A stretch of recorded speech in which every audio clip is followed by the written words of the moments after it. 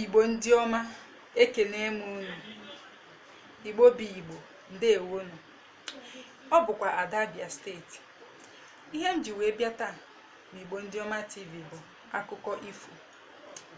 Gịnị bụ akụkọ ifo? Akụkọ ifo bụ akụkọ mere eme, ma ọ bụkwa ihe mmadụ chere eche. Akụkọ ifo na-atụ egwu, ọ na-enyekwa obi aṅụrị. A na-akọkarị akụkọ ifo mgbe ọnwa na-eti, n'ihi na ọnwa ahụ na-etinụ na-eme ka ọ dị ụtọ.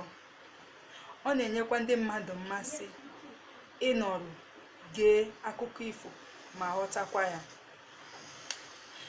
Ezigbo akụkọ kwesịrị ibidota n'obi aṅụrị, kwụsịkwa na atụmegwu, ma ọ bụkwa bido na atụmegwu kwụsịkwa n'obi aṅụrị.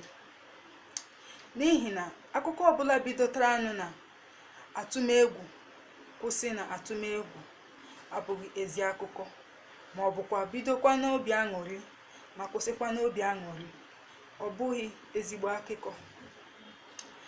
Akụkọ ifo bụ akụkọ a na-eji echeta ihe mere na mgbe ochie.